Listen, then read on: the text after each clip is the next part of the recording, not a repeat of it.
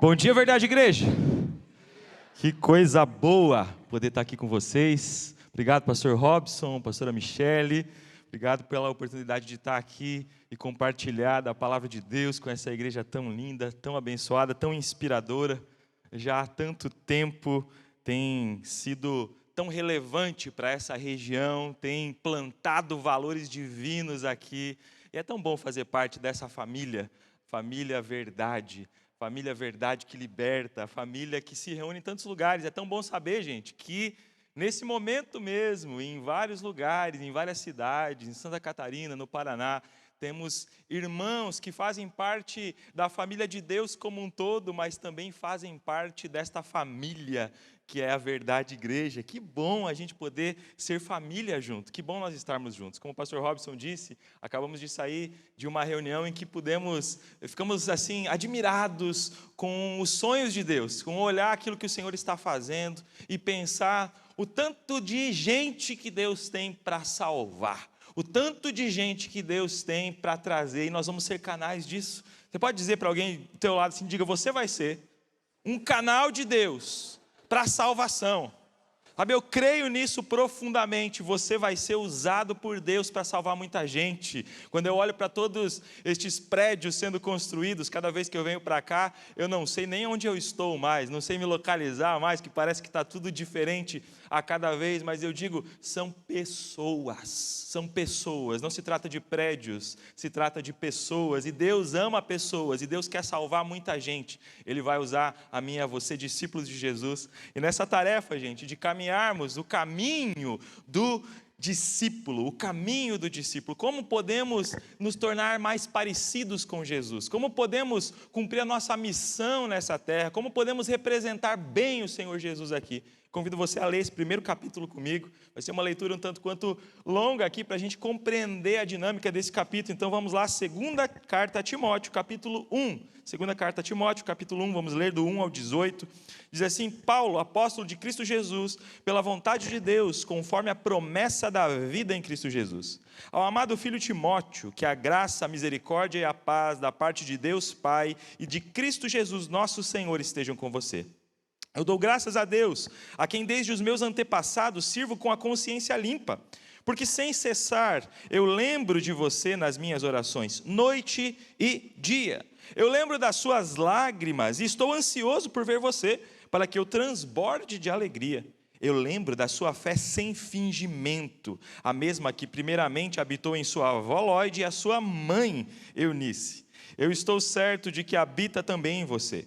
Por esta razão, venho lembrar-lhe que reavive o dom de Deus que está em você pela imposição das minhas mãos. Porque Deus não nos deu um espírito de covardia, mas de quê? Poder, de amor e de moderação. Portanto, não se envergonhe do testemunho de nosso Senhor, nem do seu prisioneiro que sou eu. Pelo contrário, participe comigo dos sofrimentos a favor do Evangelho, segundo o poder de Deus, que nos salvou e nos chamou com santa vocação, não segundo as nossas obras, mas conforme a sua própria determinação e graça que nos foi dada em Cristo Jesus, antes dos tempos eternos, e manifestada agora pelo aparecimento de nosso Senhor Jesus Cristo. Ele não só destruiu a morte, como trouxe à luz a vida e a imortalidade, mediante o Evangelho. Para este Evangelho eu fui designado pregador, apóstolo e mestre, e por isso estou sofrendo essas coisas. Eu não me envergonho, porque eu sei em quem eu tenho crido, e eu estou certo de que Ele é poderoso para guardar aquilo que me foi confiado até aquele dia. Mantenha o padrão das suas palavras que de mim você ouviu com fé e com amor que há em Cristo Jesus. Por meio do Espírito Santo que habita em nós, guarde o bom tesouro que lhe foi confiado. Você já deve estar ciente de que todos os da província da Ásia me abandonaram. Entre eles estão Fígelo e Hermógenes. As mamães aí, olha que nome lindo aqui. Coisa maravilhosa. Que o Senhor conceda misericórdia a casa outro aqui, de Onesíforo, porque muitas vezes me deu ânimo e nunca se envergonhou das minhas algemas. Pelo contrário, quando chegou a Roma, me procurou com persistência até me encontrar. O Senhor lhe conceda que naquele dia ache misericórdia da parte do Senhor. Você sabe melhor do que eu quantos serviços ele me prestou em Éfeso. Gente, nós olhamos ao redor na nossa vida, a gente olha para o nosso mundo e a gente percebe muita instabilidade. A gente percebe um mundo em constantes mudanças, a gente percebe também uma verdade sendo relativizada. Nós carregamos um nome, verdade, e quando a gente fala verdade, nós não estamos falando de que a igreja é a verdade, nós estamos dizendo que Jesus é a verdade e que nós como igreja carregamos a verdade de Jesus. E nós carregamos a verdade da palavra, Jesus e sua palavra são um. E muitas vezes o mundo relativiza a verdade. A gente vê muitas pessoas com sede de Deus, mas a gente vê também muitas pessoas apostatando da fé. A gente vê também muitas pessoas achando que estão caminhando na fé, mas na verdade estão enganadas, seguindo tantas e tantas outras coisas. Quando a gente olha para o contexto da segunda carta de Timóteo, a gente vai ver que é algo parecido com isso. A gente vê aqui o evangelho que algumas décadas antes havia começado por meio da morte e ressurreição de Jesus e o envio dos apóstolos, sofrendo um golpe muito duro. O apóstolo Paulo, grande pregador, que abriu várias igrejas, que ensinou várias igrejas, estava preso. Essa prisão de Paulo foi um duro golpe no evangelho sendo proclamado naqueles dias. Então a gente consegue compreender aqui um mundo que começa a perseguir os cristãos. Nesse tempo aqui, provavelmente o imperador Nero é quem estava governando. O imperador Nero era alguém conhecido por acender as tochas do seu palácio, dos jardins do seu palácio, com cristãos queimados vivos. Essa era a tamanha perseguição e tirania, vindo agora por parte do império, antes vindo também por parte dos judeus que perseguiam esse novo caminho, perseguiam os discípulos de Jesus. Esse era o contexto. Paulo, preso então, escreve para o seu filho na fé, como ele chama, por causa do carinho que ele tinha a Timóteo. Ele escreve como se fosse um testamento espiritual. Você sabe que as últimas palavras de alguém são algo muito significativo. Pense se você tivesse apenas mais algumas palavras para escrever para alguém muito importante, alguém que carregaria o seu legado, alguém que levaria a sua vida adiante, alguém que levaria o seu chamado adiante, o que você escreveria? E Paulo então está escrevendo aqui a segunda carta a Timóteo, dentro deste contexto, como se fosse esse testamento espiritual. Ele estava dentro de uma prisão, mas é como se ele estivesse gritando aos quatro ventos: ei, existem algumas coisas importantes que você precisa saber. Existem algumas coisas importantes que todo discípulo de Jesus precisa saber. Existe um caminho para cada discípulo de Jesus. Você, Timóteo, é responsável por levar adiante. Você, Timóteo, faz parte disso. Você, Timóteo, guarde aquilo que você tem. Esse é o nosso tema deste capítulo. Guarde aquilo que você tem, guarde com profundidade aquilo que você tem, guarde o evangelho, proteja o evangelho, não no sentido de guardar para você e não contar para ninguém, mas não deixe que esse evangelho seja diluído na sua vida, não deixe que as situações ao seu redor e as pressões tirem de você o foco de conhecer a Cristo e fazê-lo conhecido, porque você existe para isso, para conhecer cada vez mais a Cristo e fazê-lo conhecido. A sua vida é para a glória de Deus. Nós cantamos muitas vezes, porque dele, por ele e para ele são todas as coisas. Então que a minha vida dê glória a ti, Senhor, todos os dias. É um desafio. Glórias a Deus. Glórias a Deus. É um desafio, gente, permanecer firme no meio de tantas oposições, mas a palavra desta carta para nós é justamente essa: fique firme, permaneça, porque você vai prevalecer para a glória de Deus. Fique firme, guarde aquilo que você tem um tesouro precioso do Evangelho de Jesus dentro de você. Não é apenas ter o Evangelho, não é apenas receber o Evangelho, é viver o Evangelho com intensidade. Gente, tem gente para ser ganha nessa região? Tem gente para ser ganha para Jesus ao nosso redor. Tem gente que precisa de Jesus. Você tem em você algo poderoso, algo precioso. O Evangelho de Jesus entrou na sua vida, o Espírito Santo de Deus habita em você. E agora, através de você, em nome de Jesus, vai fazer grandes coisas. Sabe quando eu conversava com um irmãozinho ali atrás, ele estava falando assim: você viu, pastor, quanta gente tem vindo e tem sido salva? Olha, daqui a pouco vai ficar pequeno este lugar. E em nome de Jesus que assim seja. Não para que a gente, pastor Robson, olhe para essa casa e diga: Uau, que lugar lindo e maravilhoso, olha quanta gente, mas para que a gente diga assim, nós estamos fazendo parte do povo de Deus, nós estamos levando o evangelho, pessoas estão sendo salvas neste lugar. Você é um discípulo de Jesus. A ideia é, viva como um discípulo, para que você possa fazer outros discípulos para a glória de Deus. Amém? Vamos salientar algumas coisas aqui para a gente entender o contexto deste primeiro capítulo. Primeira coisa, o discípulo entende a sua identidade e propósito. O discípulo entende a sua identidade e o seu propósito. Paulo começa escrevendo assim: Paulo, apóstolo de Jesus, pela vontade de Deus, segundo a promessa da vida que está em Cristo Jesus. Ele já abre com uma força tremenda. Quando a gente olha para a sua prisão, a gente percebe que Paulo podia estar fisicamente abalado, emocionalmente pressionado, tantas e tantas situações. Ele não sabia se ele sairia de lá, ele não sabia o seu futuro, mas ele não se define a partir do estado que ele está. Ele não se define a partir das circunstâncias ao seu redor. Ele se define a partir daquilo que Cristo o fez. Ele se define a partir da sua identidade em Cristo. Ele não diz, eu mesmo cresci, eu mesmo fiz, eu me fiz apóstolo. Não, ele diz, eu sou apóstolo de Cristo Jesus, pela vontade de Deus. Ele reconhece quem ele era, quem o chamou, quem o comissionou. O caminho do discípulo. O discípulo precisa entender a sua identidade e o seu propósito. Quem ele é? Nós viemos de Deus e nós vamos para Deus. Tudo aquilo que nós fazemos, nós vamos fazer para a glória de Deus. Se nós existimos é para o Senhor, se nós vivemos é para o Senhor, se nós estamos dormindo é para a glória de Deus, se nós estamos trabalhando é para a glória de Deus, se nós estamos buscando é para a glória de Deus. Por isso, seja o melhor pai que você puder ser, a melhor mãe que você puder ser, o melhor amigo, o melhor funcionário, o melhor patrão, o melhor que você puder ser em todos os ambientes. Para quê? Para ter uma vida bonitinha e legal? Não é muito mais do que isso. É para que você possa representar o reino de Deus nessa terra. Você tem uma identidade que veio do céu. Você é filho de Deus. E se você é filho, você vai viver como filho. Não é só ter uma identidade, mas é viver a partir dela, segundo a promessa da vida que está em Cristo Jesus. Ou seja, existe uma vida do tipo de Deus, existe um caminho para você, existe um evangelho poderoso, genuíno e verdadeiro que salva, que cura.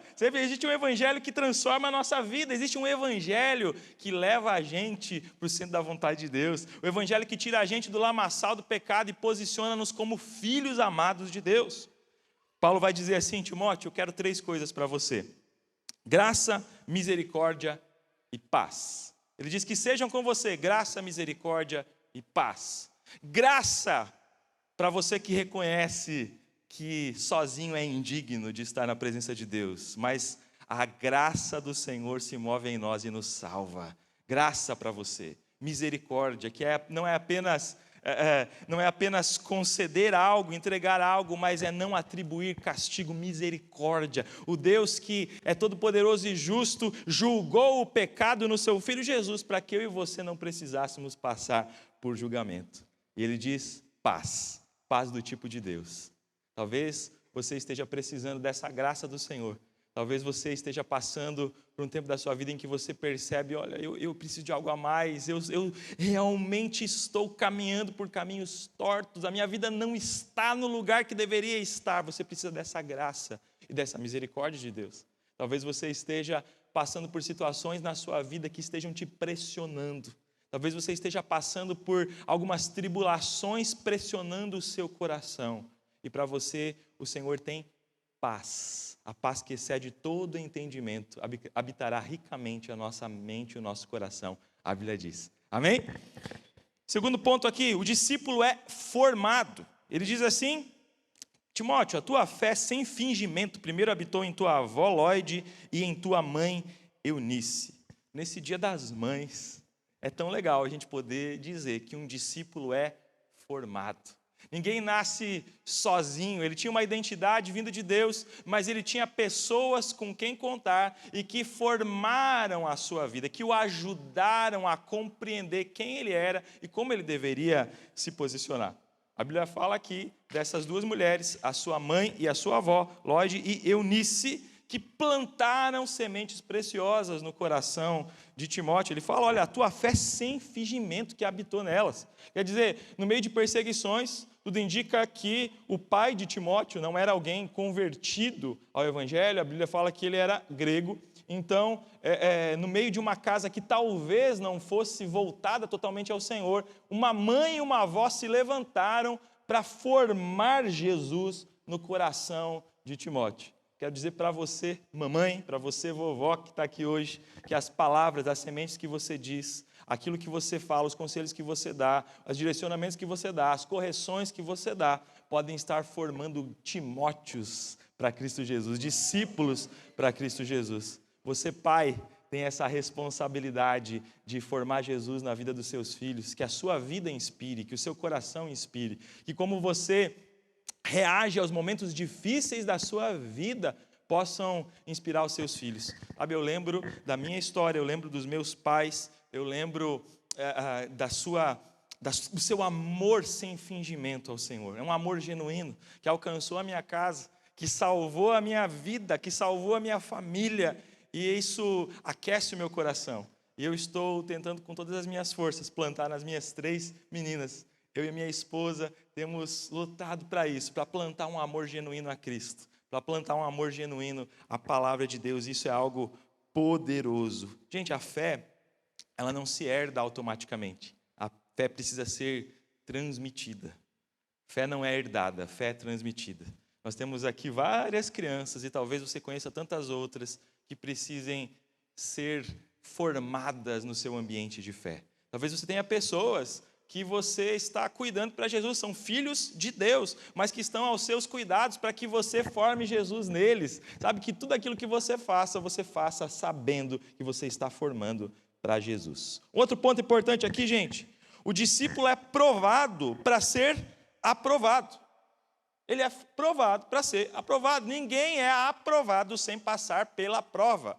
Sabe, o Senhor nos prova para nos aprovar. O inimigo nos tenta para nos destruir, mas nosso Deus nos prova para nos aprovar. Isso é uma constante. As provas da nossa vida, as situações que se levantam e se apresentam, elas são para promover a gente, elas são para levar a gente para o próximo passo. A gente vê aqui o apóstolo Paulo falando sobre Timóteo, ele fala da sua fé sem fingimento, ele fala também, eu lembro das suas lágrimas, Timóteo. Não existe um caminho de discípulo que não passa por momentos de lágrimas, que não passe por momentos de renúncia, que não passe por momentos de dizer, Senhor, a minha vontade é essa, mas eu sei que o Senhor está fazendo algo diferente, então entre a minha vontade e a tua, Senhor, seja feita a tua vontade. Seja feita a tua vontade. Onde a nossa fé vai ser provada, justamente nos momentos de contradição. Timóteo era um jovem pastor, tímido por natureza, com várias doenças físicas e com lutas emocionais constantes. A Bíblia deixa muito claro este contexto a respeito de Timóteo. Então, a sua fragilidade levava-o a pressões extremas, sabe, pressões das pessoas ao seu redor, pressões vindas da própria igreja, pressões vindas da sociedade ao seu redor. Mas neste contexto a sua fé foi provada e aprovada. E para isso o apóstolo Paulo fala para ele assim, ei, reaviva o dom de Deus que está sobre você. Reaviva o dom de Deus que está sobre você. Sabe qual é a ideia aqui, gente? A palavra aqui de reavivar é como se fosse soprar nas chamas. É como uma brasa que precisa de oxigênio para que ela possa crescer. Sabe, lá em casa, gente, isso provavelmente estaria acontecendo logo mais ao meio-dia se eu estivesse por lá. Eu tenho 2 filhas menores, tenho uma filha de 15, eu tenho uma de 9, eu tenho uma de 7. E as nossas filhas, principalmente as pequenas, quando eu chego em casa do culto da manhã, elas falam assim, time do churrasco, time do churrasco. Porque eu trouxe elas para essa ideia. Elas acham, gente, que eu sou o melhor churrasqueiro do mundo. Não conta para elas. Não conta a verdade para elas nesse caso. Mas a gente vai lá, eu trago elas junto, olha lá, vamos ajudar o papai aqui e tal. E elas gostam de ver o fogo. Mas sabe qual que é a estrela do momento? É quando eu pego a minha ferramenta especial para fazer churrasco, que é o secador de cabelo. E aí, tá lá, eu preciso acelerar, a gente chega tarde do culto, né? Ninguém quer comer 2 horas da tarde, então, ok, vamos lá. e aí eu pego aquele secador, e as brasinhas estão lá começando a pegar, e de repente elas, vai pai, vai pai, vai pai, e eu pego aquele secador e pá, as brasas crescem, começa a sair um monte de faísca, aquele negócio todo, e elas ficam assim vibrando com aquilo que está acontecendo ali, com aquele fogo sendo avivado. E isso traz, gente, uma figura muito importante ao meu e ao teu coração. O Senhor quer, no meio das provas, no meio das situações, quando parece que o foguinho está acabando, quando parece que o braseiro está sendo enfraquecido, o Senhor quer vir com um sopro sobre nós.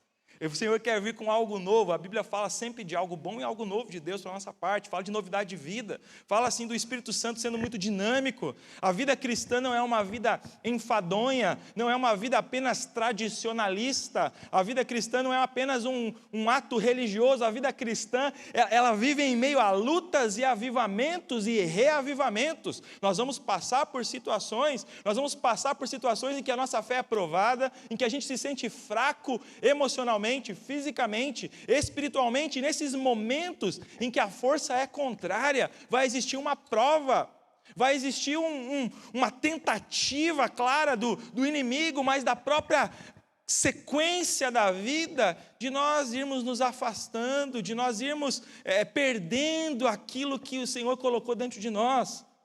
Paulo diz assim para Timóteo: reaviva o dom. Possivelmente aqui se fala a respeito do dom de liderar a igreja de Cristo, o dom de ir à frente, o dom de poder levar adiante o evangelho. Ele fala: reaviva o dom, coloca ali um secadorzinho para cima, vai, não deixa esse fogo apagar. E a mensagem para mim e para você é a mesma: sopra essas brasas aí no teu coração. Eu não sei como é que está a tua fé, eu não sei como é que você está, eu não sei se você já teve momentos melhores com o Senhor, eu não sei se você já passou por poucas e boas na sua vida, eu não sei se você está no vale ou você está no monte, mas não importa onde você está, o teu Deus é contigo, e existe um reavivar, existe um soprar de Deus para a sua vida. Sabe, por meio de entender os princípios do Senhor, de compreender a sua palavra, de adorar ao Senhor, de buscar ao Senhor, por meio de você se colocar como um servo de Deus para proclamar o evangelho, sabe, com tudo aquilo que você tem, vá soprando essas brasas, não se conforme com aquilo que você já alcançou da parte de Deus, não se conforme. Sabe, uma coisa eu faço, diz Paulo, eu não me conformo com aquilo que ficou para trás, mas uma coisa eu faço: eu deixo o passado para trás e eu sigo, eu vou olhar para Jesus, Ele é o meu alvo. É para lá que nós estamos indo, gente, é para lá. Então, sopra as brasas do seu coração. Muitas vezes a gente se sente acovardado. Olha aqui o que acontece, a palavra de Paulo para Timóteo: porque Deus não nos deu um espírito de covardia, mas de poder, de amor e de moderação. A palavra espírito aqui não é com letra maiúscula, não está falando de espírito de Deus. Também aqui não está falando de espírito maligno, aqui está falando de um espírito, um jeito, um ambiente, uma maneira, uma mentalidade. Ok? Então dizendo assim: não nos dê um espírito de covardia, mas de poder, de amor e de moderação. E aqui nós vamos enfrentar um conflito muito claro. A gente às vezes com Cristo se sente os mais corajosos do mundo, mas às vezes a gente se sente tão enfraquecido e acovardado diante das situações.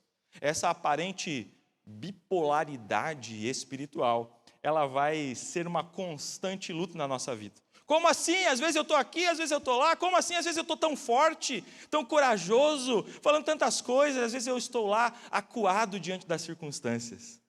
Sabe, essa luta entre aquilo que acontece dentro de você e aquilo que está externamente acontecendo vai ser uma constante. O ambiente externo é um ambiente em que inspira muitas vezes covardia, ou uma falsa coragem, uma confiança no seu próprio eu, que é uma falsa coragem. A verdadeira coragem é você saber quem Deus é, saber quem você é, e você caminhar na direção de Deus, que é aquilo que Deus quer que você seja. Essa é a verdadeira coragem bíblica. Mas muitas vezes o ambiente externo vai nos acovardar. Eu lembro, eu muito jovem ainda, com 18, 19 anos de idade, eu fui colocado para gerenciar uma empresa que a minha família tinha assumido naqueles momentos. Eu estava lá com vários funcionários, todos eles muito mais experientes, era uma auto center, uma oficina mecânica, então um ambiente assim, com um palavreado de promiscuidade, com tantas e tantas situações, com uma tendência de quererem enganar os clientes e algumas coisas parecidas com isso. E eu fui colocado lá, eu fui jogado naquele lugar e eu me sentia muito acuado diante das circunstâncias. Homens maduros, com o dobro da minha idade, chegando lá e pressionando e falando tantas coisas e dizendo tantas coisas, pressões financeiras muito fortes. Eu lembro de momentos em que eu percebia que aquela batalha estava se tornando muito mais do que algo meu, mas tinha uma pressão, inclusive espiritual, acontecendo naquele lugar. E uma covardia, era dizer, mas eu sou só um menino, o que eu estou fazendo aqui? Eu tenho 19 anos de idade, o que eu estou fazendo nesse lugar? O que eu estou fazendo aqui? Em outro lado, tinha dias em que eu sabia quem eu era, eu me posicionava em Cristo, e eu levava a verdade e era a luz naquele ambiente.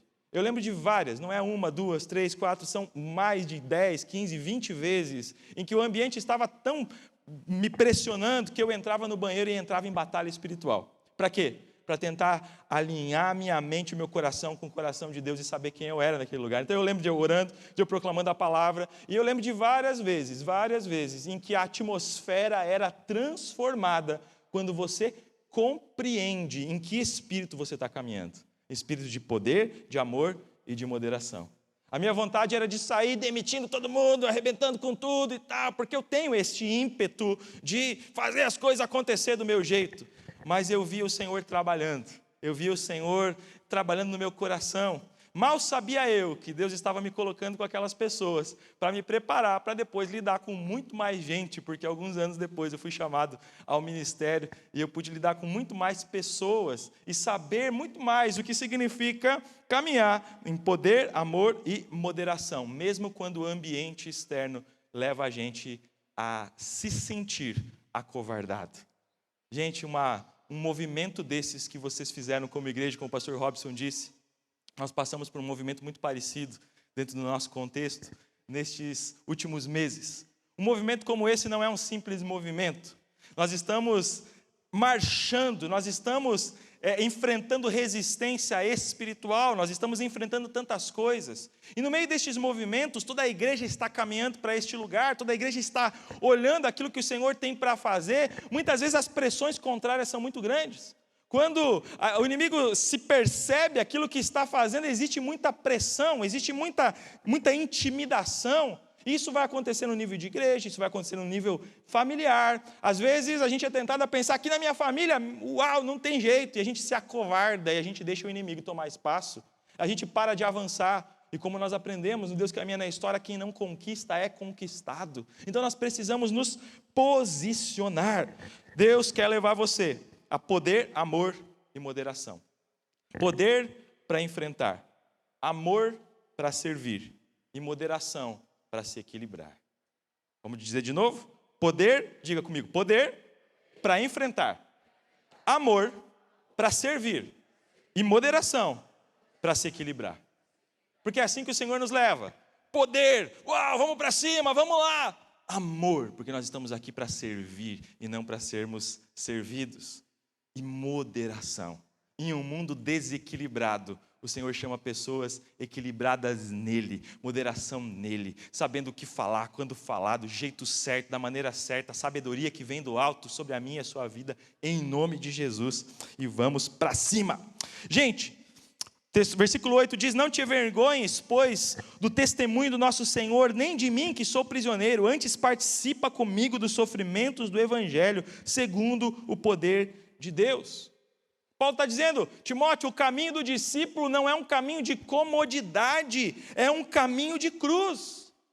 O caminho do discípulo não é um caminho de, simplesmente você não vai ter problema nenhum, olha só. Não, o caminho do discípulo é um caminho de pressões, mas de vitórias em nome de Jesus. É segundo o poder de Deus. Não te envergonhes do testemunho, nem de mim, antes participa comigo do sofrimento segundo o poder de Deus. Deus é poderoso, Deus está contigo mesmo em meio às pressões, aos sofrimentos, às situações da sua vida, mas não se envergonhe do Evangelho, não se envergonhe de quem você é em Cristo, sabe, não se envergonhe de assumir a sua identidade, não com aquele orgulho que os fariseus tinham, eu não sou como estes demais pecadores. O não se envergonhar do Evangelho é não se envergonhar de servir na hora de servir, de amar na hora de amar, de confrontar na hora de confrontar. O não se envergonhar do Evangelho é assumir a sua identidade em Cristo e viver a partir dela. Eu lembro quando nós estávamos ainda lá em Matelândia, o pastor Robson foi estudar, ele é um pouquinho mais velho do que eu, né? Nem parece, né? Está tão jovem o pastor. Ele já tinha se mudado lá para Curitiba para estudar, e eu estava lá com os meus 11 anos de idade, e eu tinha que sair da minha casa e ir até a igreja, que ficava bem perto, com a Bíblia na mão. E eu estava passando da fase de infância para adolescência, e os meninos começavam a dar risada de mim. Tinha alguns meninos lá, e era uma perseguição muito forte naqueles dias. Tinha homens adultos, maduros, que ficavam sentados lá num murinho, muito perto lá da minha casa, e que eles apontavam o dedo, davam risada, falando, vai lá para aquela igreja, olha só, crentinho, isso e aquilo. Aquilo para uma criança de 11 anos de idade era uma pressão muito forte. E eu lembro de eu ter muita vergonha de caminhar com a Bíblia na mão. E no começo eu ia assim, eu tinha uma Bíblia bem bonita, assim, que eu tinha ganhado dos meus pais, e eu ia assim com ela meio escondidinha, às vezes colocava dentro do casaco. Eu tinha medo, eu era acovardado por aquela situação. Mas eu lembro que em um momento Deus falou ao meu coração, não se envergonhe, um obreiro que não tem do que se envergonhar, porque maneja bem a palavra da verdade. E então eu fui no desafio, e eu fui levando a Bíblia aqui, eu fui levando a Bíblia aqui, eu fui levando a Bíblia aqui, e depois eu fui levando a Bíblia aqui, e depois se precisasse eu estava erguendo a Bíblia e mostrar para quem precisasse, falem o que quiser, eu sou de Jesus. Aquele ato foi para mim o assumir publicamente a minha fé, o assumir publicamente de que não importa o que estavam dizendo, não importa a pressão que estava acontecendo, eu estava dizendo, eu sou de Jesus. Talvez as suas pressões sejam diferentes, talvez não tenha alguém dizendo, crentinho, mas talvez as situações da vida, as pessoas que convivem com você, as pessoas que você assiste, as pessoas que você escuta, talvez a pressão da própria sociedade te levem a ficar reticente e acovardado de viver o Evangelho. Mas eu quero te dar uma palavra de ânimo. O Senhor diz assim, participa comigo, Paulo diz para Timóteo, do sofrimento do Evangelho segundo o poder de Deus. Você não está sozinho. Existe poder de Deus para estar contigo. Assuma a sua fé, viva a partir disso, em nome de Jesus. Amém? Continuando aqui, o próximo ponto, o discípulo vive o Evangelho. Os versículos dizem, ele nos salvou e nos chamou com uma santa vocação, um chamado maravilhoso que vem do Senhor, não é qualquer tipo de chamado, é um chamado que vem de Deus, não segundo as nossas obras. Olha que profundo aqui, a salvação não é por obras, é por meio da fé para que ninguém se glorie, mas segundo o seu próprio propósito e graça que nos foi dada em Cristo Jesus, antes dos tempos eternos. Existe um propósito eterno para a sua vida. Antes da fundação do mundo, o Senhor sonhava comigo e contigo, com filhos que o amassem de coração. O que o Senhor mais gosta é ser crido. O que mais o Senhor abomina é a incredulidade.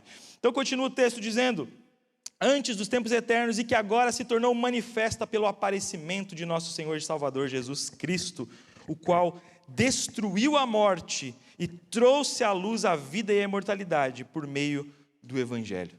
Um discípulo de Jesus é aquele que compreende a salvação, que compreende a graça e vai compreendendo cada vez mais e vai trilhando este caminho, deixando para trás o embaraço e o pecado, não por uma pressão externa, mas porque eu quero agradar ao meu Deus. Sabe, alguém que diz, eu não quero mais viver como eu vivia, eu não quero mais fazer o que eu fazia, eu não quero mais falar o que eu falava, eu não quero mais tratar a minha família como eu tratava, eu não quero mais desrespeitar os meus pais como desrespeitava, eu não quero mais dar mau exemplo para os meus filhos como eu dava, eu não quero mais ser ruim, coração endurecido e amargurado como eu era, eu não quero mais ser indecente e imoral como eu era, eu não quero mais a minha velha vida, não porque uma igreja está me pressionando, não porque tem como naqueles dias de perseguição em Matelândia se dizia, o que diz lá na cartilha da igreja?